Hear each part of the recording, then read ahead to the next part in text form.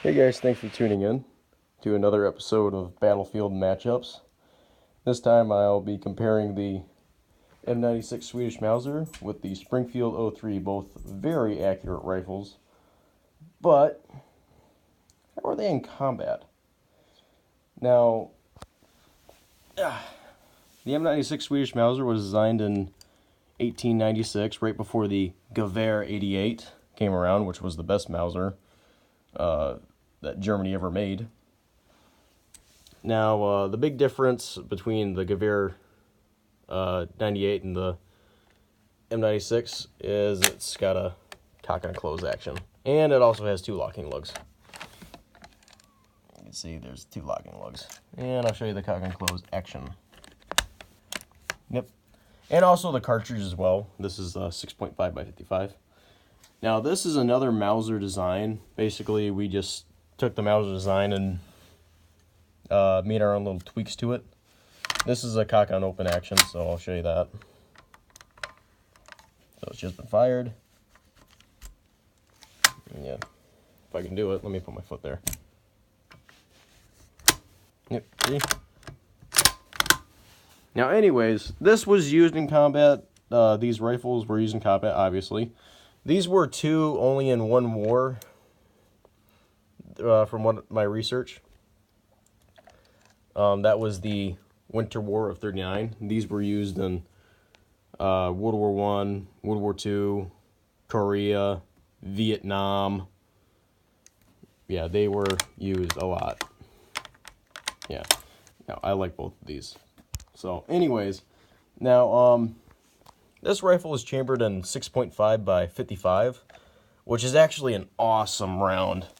It feels like whenever you shoot it, you're shooting 7.62 by 39. If you ever fired an SKS or an AK, it feels like that. It's very comfortable, very soft. Doesn't feel bad at all. Now it is a long rifle. You see, it's just a little longer than the Springfield, just a little bit. Let me actually, if I can adjust that. Yeah, you see, the barrel is just a little longer than the Springfield. Bayonets are about the same size, but I'll get to that in a bit. Sorry, my dog's making noise with his jingling collar. Isn't that right? Anyways, so the sights at these actually, this is the lowest sight setting. This is set at 300 meters. Now, the sights are pretty cool, though. They really put a lot of thought into this. Now, right now they're at 3.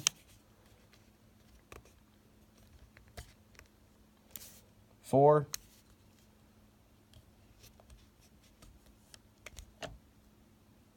5. And 600 meters. And then, that doesn't work. Flip the sight up. Boom. 700 meters. Then 8, 9, 10. It just keeps going up.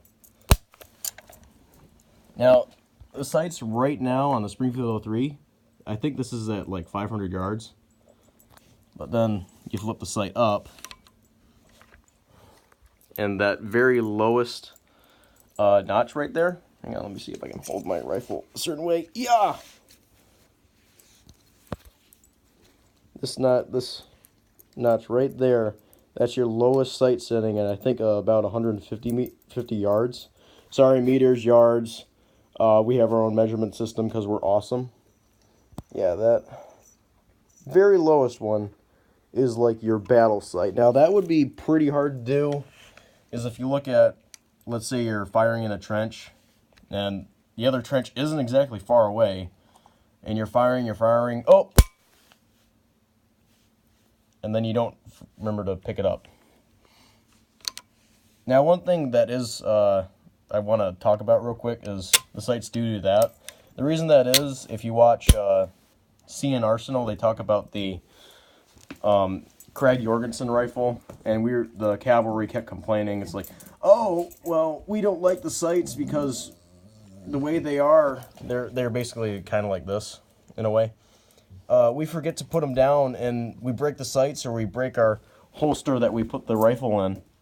So they kept flipping around on sights on the Krag Jorgensen, but on this, they just they just kept doing that. The cavalry had these kind of sights on the Krag Jorgensen rifle, but then Springfield came out and it's like everybody gets the same sight, everybody gets the same rifle, because there's the Swedish Mauser up here. That's a rifle. This is a short rifle. Anyways, this is chambered in 30-06. This is gonna kick you around compared to that. It is gonna really kick you around. It's not gonna baby you at all. So, anyways, but it is a short rifle, so like going into a house or going in a trench, I'd probably rather take the Springfield. But in World War I, this bayonet wasn't used. This is actually an M1 Garand bayonet. During World War I, they had like, I think an 18-inch long bayonet. Still, that's a long bayonet, but, you know, this bayonet, I love this bayonet. I absolutely love it. Because whenever you put the bayonet on the rifle, now I know, like, when you put a bayonet on a rifle, it doesn't make it, like, as accurate, unless you're shooting a Mosin Nagant. But anyways, when you put the bayonet on this, you can't really tell when you put it up to your shoulder. Now, if you put that bayonet on, then put this rifle up against your shoulder, you can tell it's there. This one's so light, I'm going to show you why. I'm going to show you how to take this off. You got a little thing right here. Hang on. Pull that. Comes right off. Anyways, this is all metal. There's no wood, no plastic on this at all. It's all metal. This is a like a lighter metal for the handle. You see there's a dent in there. But, you know, when you put this bayonet on, you can't tell it's there when you're aiming down the sights of this rifle. You can really tell with that one, though. But this is so light. You know, this would actually, if you were in World War I, this is so light and handy, you just pull it out and it'd be a trench knife. Compared to, like, a big, long bayonet. But, yeah, this would be really handy. And you just love getting in the photo, don't you? Yes, you do. You're such an attention whore. Oh, you're so cute, but I love you. Anyways. But, this bayonet, yeah.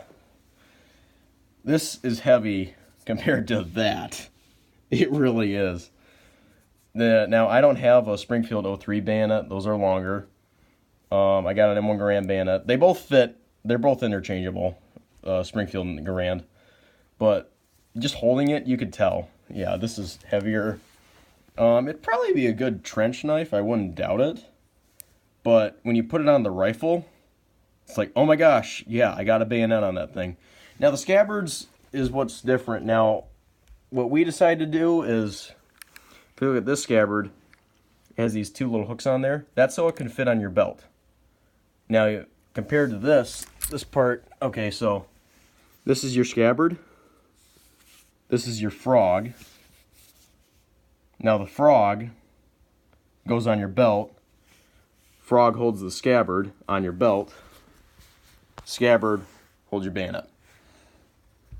Now, we decided, well, why don't we just attach the whole thing together and just put it all on our belt. Now, if you look at an American, like a GI belt, hang on. See, here's my World War II GI belt. You got all these holes in there. That's so you can hold your canteen, your bayonet, maybe extra ammo for your 1911 or a 1911 holster will even fit on this. But yeah, now, in like a long-range scenario, both these rifles are fantastic. So accuracy is even. Now in a combat scenario, if I'm in an open field, like, you know, all right, I'm in an open field, it's even. Again, accuracy. But if I can sit and shoot a whole bunch of rounds in the open field, I'd take the Swedish Mauser. Because it's nice, soft shooting. It's not going to beat you around all the time. This will. Now, if I was in a trench, I'd want, you know, probably a short rifle or a carbine, so I'd take that, even though it's going to beat you around. And once you put that bayonet on, you know it's going to be there. even though I absolutely love this bayonet, I'm sorry, but I'd probably take it off the dead guy and use it as a trench knife, though. Wouldn't doubt it. But I'd want my rifle to be as short as possible in a trench, and especially in a house, too. Now, that's where this bayonet would come in real handy.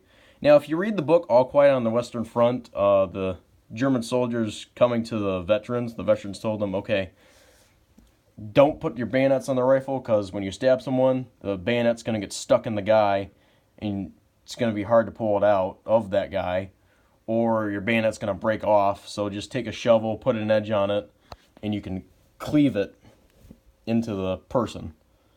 So, but yeah. Now, I'm not trying to be patriotic or anything here, but I'd probably have to go with the Springfield. Now, okay, it's going to kick. Yeah, if you've shot enough 30 caliber firearms, you can get over that. Even though this is going to be really comfortable, really nice, really comfortable. If you shot enough 30 caliber firearms, you'll get over it eventually. Oh, what about the sights? Well, if I'm like right there, seeing you right there, I'm just going to put my rifle up and shoot you in your chest because, oh, he's right there. I don't need to adjust. I just need to point my gun at you, fire, and kill you. So this isn't really a big deal. It's just like, okay, I'm in my trench. That guy's in his trench. I can fire my rifle until he gets out. And no, okay, he gets out as long as my sight stays up. Oh, it got knocked down. But he's in my trench already, so I'm already going to my club, maybe trench knife or spade or shovel. I'm already going for that, or I have the bayonet on my rifle, or hell, we're punching each other. I'm going to have to go with the Springfield. I think the Springfield would be a better option in the trench / house-to-house scenario because it's just a little shorter. Now, the bayonet would be a problem because, again, the Springfield 03 bayonet, this is an Emma Graham bayonet, it's a longer bayonet. So, yeah. Yeah. Sorry, I had to do that. Yeah, I think it goes to the Springfield for this one. I'm not being patriotic, by the way. Okay. Thanks for tuning in. Please like and subscribe, and I'll be sure to make another video. Bye.